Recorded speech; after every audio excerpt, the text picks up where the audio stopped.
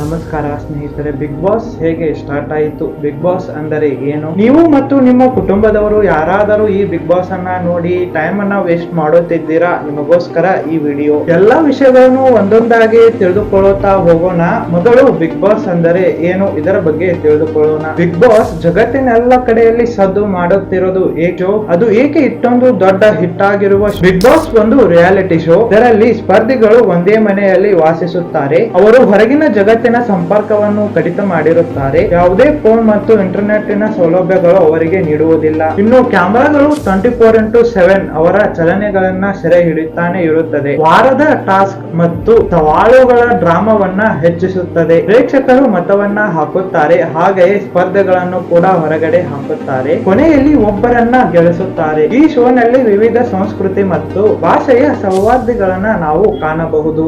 ಇದು ಶೋಗೆ ಒಂದು ವಿಶಿಷ್ಟ ತಿರುವನ್ನ ನೀಡುತ್ತದೆ. ಇಷ್ಟೊಂದು ಜನಪ್ರಿಯತೆಯನ್ನು ಹೊಂದಿರುವ ಬಿಗ್ ಬಾಸ್ ಹೇಗೆ ಪ್ರಾರಂಭವಾಯಿತು? ಹಾಗಾದರೆ ನಾವು ಈ ಕಾರ್ಯಕ್ರಮದ ಇತಿಹಾಸ ಬಗ್ಗೆ ತಿಳಿದುಕೊಳ್ಳೋಣ.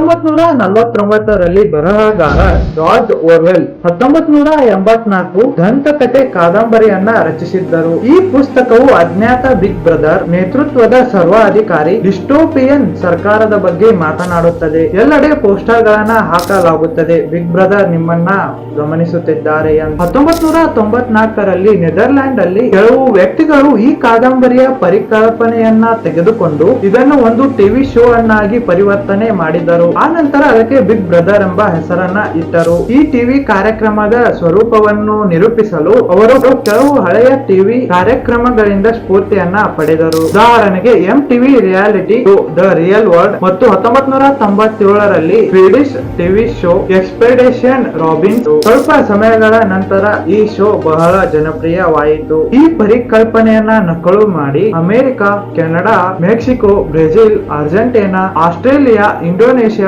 ಥೈಲ್ಯಾಂಡ್, ಫಿಲಿಪೈನ್, ಚೀನಾ ಮತ್ತು ರಷ್ಯಾ.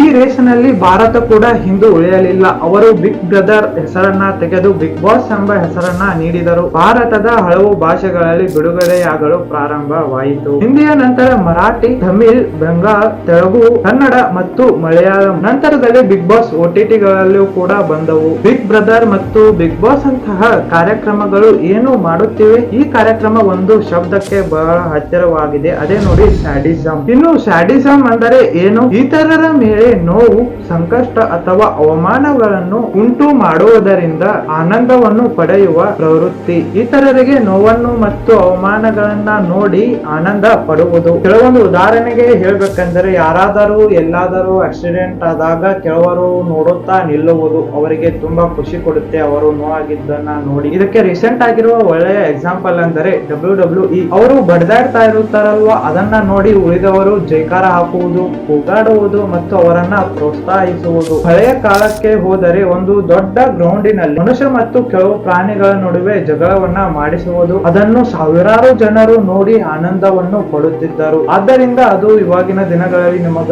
ಬಹಳ ಕಡಿಮೆ ನೋಡಲು ಸಿಗುತ್ತೆ. ಇನ್ನೊಂದು ಶಬ್ದ ಈ ಶೋಗೆ ರಿಲೇಟೆಡ್ ಆಗಿದೆ ಅಂತ ಹೇಳ್ಬೋದು, ಅದು ವ್ಯಾರಯಿಸಂ. ಹೀಗೆ ಅಂದರೆ ಏನು? ಈ ಪದವು ಇತರ ಜನರ ಜೀವನವನ್ನ ವೀಕ್ಷಿಸುವುದು, ಅದರಿಂದ ಅಗ್ಗದ ಆನಂದವನ್ನ ಪಡೆಯುವುದು. ಈ ತರ ಜನರ ಖಾಸಗಿ ಜೀವನದಲ್ಲಿ ಏನಾಗುತ್ತಿದೆ ಎಂಬುದನ್ನ ಬಹಳ ಹತ್ತಿರದಿಂದ ನೋಡುವುದು.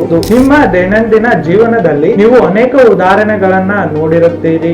ಇನ್ನೊಂದು ಉದಾಹರಣೆ ಏನೆಂದರೆ, ನಿಮ್ಮ ಫ್ರೆಂಡ್ಸ್ ಗೆ ಒಬ್ಬ ಗರ್ಲ್ ಫ್ರೆಂಡ್ ಅದಾನಂತ ತಿಳಿದುಕೊಳ್ಳಿ. ನೀವು ಎಷ್ಟು ಕ್ಯೂರಿಯಾಸಿಟಿ ಇರುತ್ತದೆ ಆ ಗರ್ಲ್ ಫ್ರೆಂಡ್ ಬಗ್ಗೆ ತಿಳಿದುಕೊಳ್ಳಲು, ಇದು ನಿಮಗೆ ಆನಂದವನ್ನ ನೀಡುತ್ತದೆ. ಅದೇ ರೀತಿಯಲ್ಲಿ ಒಬ್ಬ ಆಕ್ಟರ್ ಯಾವಾಗ ಹೇಳುತ್ತಾನೆ, ಯಾವಾಗ ಮಲಗಿಕೊಳ್ಳುತ್ತಾನೆ, ಅವನ ಚಟುವಟಿಕೆಗಳನ್ನ ನೋಡ್ತಾನೆ ಇರುವುದು, ಗಮನಿಸ್ತಾ ಇರುವುದು, ಇದು ನಮಗೆ ಆನಂದವನ್ನು ಉಂಟು ಮಾಡುತ್ತದೆ. ಇಂತಹ ಎಲ್ಲ ವಿಷಯಗಳು ಇದಕ್ಕೆ ಬೆಸ್ಟ್ ಉದಾಹರಣೆಗಳು ಆಗಿವೆ. ಇವಾಗ ಹಲವು ಯೂಟ್ಯೂಬರ್ಸ್ ಗಳು ತುಂಬಾ ಫೇಮಸ್ ಆಗ್ತಾ ಇದ್ದಾರೆ. ಹೇಗೆ ಅಂದರೆ, ವ್ಲಾಗ್ ಮಾಡುವುದರ ಮೂಲಕ. ಅವರು ಯಾವಾಗ ಹೇಳುತ್ತಾರೆ, ಯಾವಾಗ ಹಲುಜ್ಜುತ್ತಾರೆ, ಅವರು ಯಾವಾಗ ತಮ್ಮ ನಾಯಿಯೊಂದಿಗೆ ಆಟವನ್ನು ಆಡುತ್ತಾರೆ, ತಮ್ಮ ಸೈಕಲ್ ಅನ್ನ ಚಲಾಯಿಸಿದಾಗ ಮತ್ತು ಅವರು ಶಾಪಿಂಗ್ ಗೆ ಹೋದಾಗ. ಜನರಿಗೆ ಈ ರೀತಿಯ ವಿಷಯಗಳು ಏಕೆ ಇಷ್ಟೊಂದು ಮನರಂಜನೆಯಾಗಿ ಕಾಣುತ್ತಿದೆ? ಅದಕ್ಕೆ ವಾಯರಿಸಂ ಕಾರಣ. ನೀವು ನೋಡಿರಬಹುದು, ಹಲವು ವಿಷಯಗಳು ತುಂಬಾ ತುಂಬಾನೇ ವೈರಲ್ ಆಗುತ್ತವೆ ಸೋಷಿಯಲ್ ಮೀಡಿಯಾದಲ್ಲಿ. ಉದಾಹರಣೆಗೆ ಇಬ್ಬರ ನಡುವೆ ಜಗಳಾಡುವುದು, ಒಬ್ಬರೊಬ್ಬರು ಕಿತ್ತಾಡುವುದು, ಇನ್ನೊಬ್ಬರಿಗೆ ಅಸಹ್ಯ ಮಾಡುವುದು, ಕಾಮಿಡಿ ಮಾಡುವುದು, ಒಬ್ಬರ ದುಃಖವನ್ನ ನೋಡಿ ಖುಷಿ ಪಡುವುದು, ಇವು ಎಷ್ಟು ತುಂಬಾ ವೈರಲ್ ಆಗುವುದು. ಇನ್ನು ನಾವು ಬಿಗ್ ಬಾಸ್ ನೋಡುವುದು ಒಳ್ಳೆಯದು ಅಥವಾ ಕೆಟ್ಟದ್ದು ಅಂತ ಇದೇ ವಿಡಿಯೋದಲ್ಲಿ ನಾನು ಮುಂದೆ ಮಾತನಾಡುತ್ತೇನೆ. ಅದಕ್ಕಿಂತ ಮೊದಲು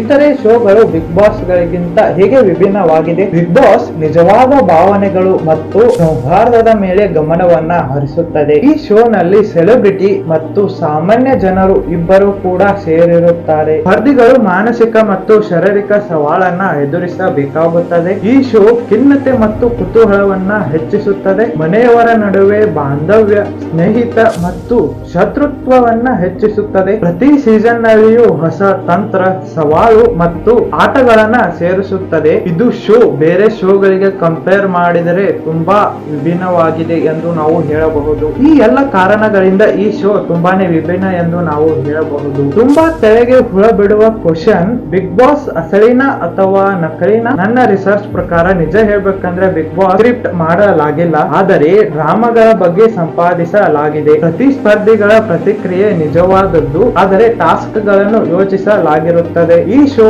ವ್ಯತ್ಯಾಸ ಮತ್ತು ಪರಿಹಾರಗಳಲ್ಲಿ ಬೆಳೆಯುತ್ತದೆ. ನಿರ್ಮಾಪಕರ ದೃಶ್ಯಗಳನ್ನು ಪ್ರಭಾವಿಸುತ್ತಾರೆ, ಆದರೆ ಸಂಭಾಷಣೆಗಳ ಸ್ಕ್ರಿಪ್ಟ್ ಮಾಡಿರಂಗಿಲ್ಲ. ಪ್ರೇಕ್ಷಕರ ಮತಗಳು ಸ್ಪರ್ಧಿಗಳ ಹೊರ ಹೋಗುವಿಕೆಯನ್ನ ನಿರ್ಧರಿಸುತ್ತದೆ ಮತ್ತು ಇದು ನಿಜವಾದ ಅಂಶವನ್ನ ಸೇರಿಸುತ್ತದೆ. ಈ ಎಲ್ಲ ಪಾಯಿಂಟ್ಸ್ ಗಳು ನಿಮಗೆ ಕ್ಲಿಯರ್ ಆಗಿ ಅರ್ಥವಾಗಿದ್ದರೆ ನಿಮಗೆ ಆನ್ಸರ್ ಸಿಕ್ಕಿರ್ಬೋದು ಅಂತ ಅನ್ಕೋತೀನಿ. ಬಿಗ್ ಬಾಸ್ ಅಸಲಿನ ಅಥವಾ ನಕಲಿನ ಅಂತ. ಇನ್ನು ಬಿಗ್ ಬಾಸ್ ನೋಡುವುದು ಒಳ್ಳೆಯದ ಅಥವಾ ಕೆಟ್ಟದ್ದ? ಒಳ್ಳೆಯದು ಮತ್ತು ಕೆಟ್ಟದನ್ನ ಎರಡೂ ತೂಕವನ್ನು ಮಾಡಿ ನೋಡಿದಾಗ ಕೆಲವು ವಿಷಯಗಳು ನಮಗೆ ತಿಳಿದು ಬರುತ್ತವೆ. ಒಳ್ಳೆಯದು ಅಂದರೆ ಮನರಂಜನೆ, ಸಾಮಾಜಿಕ ಸೌಹಾರ್ದ ಮತ್ತು ನಿಜವಾದ ಜೀವನದ ತಂತ್ರಜ್ಞಾನ. ಇನ್ನು ಕೆಟ್ಟದ್ದು ಕೆಲವು ಸಮಯಗಳಲ್ಲಿ ನಕಾರಾತ್ಮಕವಾದ ಭಾವನೆ ಮತ್ತು ಸಂಘರ್ಷಗಳನ್ನ ಉತ್ತೇಜಿಸುವುದು. ಇನ್ನು ಒಳ್ಳೆಯದಕ್ಕೆ ಇನ್ನೊಂದು ಪಾಯಿಂಟ್, ಮಾನವನ ಭಾವನೆ ಮತ್ತು ಸೌಹಾರ್ದತೆಯನ್ನು ಹೆಚ್ಚಿಸುವುದು. ಇನ್ನು ಕೆಟ್ಟದ್ದು ಇದು ವ್ಯಸನಕಾರಿ ಮತ್ತು ಸಮಯ ಪಡುವುದಾಗಿದೆ. ಅಂದರೆ ಈ ಶೋ ಅನ್ನ ನೋಡೋದ್ರಿಂದ ತುಂಬಾನೇ ಟೈಮ್ ವೇಸ್ಟ್ ಆಗುತ್ತದೆ ಎಂದು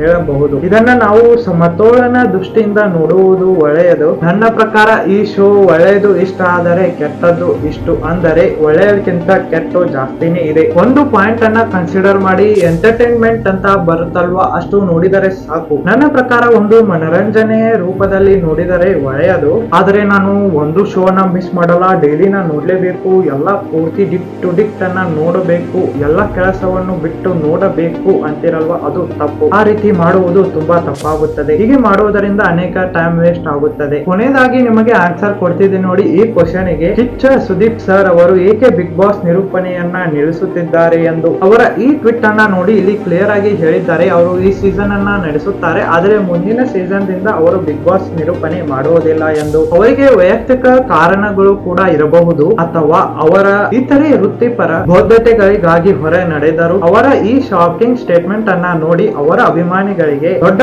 ಆಘಾತವಾಯಿತು. ಅವರ ನಿರ್ಮಾಪನಾ ಶೈಲಿ ತುಂಬಾನೇ ಅದ್ಭುತವಾಗಿ ಇದೆ. ಕನ್ನಡ ಬಿಗ್ ಬಾಸ್ ಅಂದರೆ ಕಿಚ್ಚ ಸುದೀಪ್ ಸರ್ ಅವರು ಇಲ್ಲದೆ ಈ ಶೋ ಹೇಗೆ ಪಾಪ್ಯುಲರ್ ಆಗುತ್ತದೆ ಎಂಬ ಕ್ವಶನ್ ಎಲ್ಲರಿಗೂ ಕಾಡ್ತಾನೆ ಇದೆ. ಈಗ ನೀವು ನನಗೆ ಕಮೆಂಟ್ ಮಾಡಿ ತಿಳಿಸಿ, ಸುದೀಪ್ ಸರ್ ಅವರು ಬಿಗ್ ಬಾಸ್ ಶೋ ಅನ್ನ ಬಿಟ್ಟರೆ ಮುಂದೆ ಆ ಶೋ ಅನ್ನ ಯಾರು ನಿರೂಪಣೆ ಮಾಡಬಹುದು ಎಂದು. ಇಲ್ಲಿವರೆಗೂ ಯಾರೆಲ್ಲ ನನ್ನ ವಿಡಿಯೋ ನೋಡ್ತಿದ್ದೀರಾ ತುಂಬಾ ಹೃದಯದ ಧನ್ಯವಾದಗಳು. ನಿಮಗೆ ವಿಡಿಯೋ ಇಷ್ಟವಾದರೆ ಲೈಕ್ ಮಾಡಿ, ಶೇರ್ ಮಾಡಿ, ಜೊತೆಗೆ ಸಬ್ಸ್ಕ್ರೈಬ್ ಮಾಡೋದನ್ನ ಮರೆಯಬೇಡಿ. ಟೇಕ್ ಕೇರ್, ಬಾಯ್ ಬಾಯ್.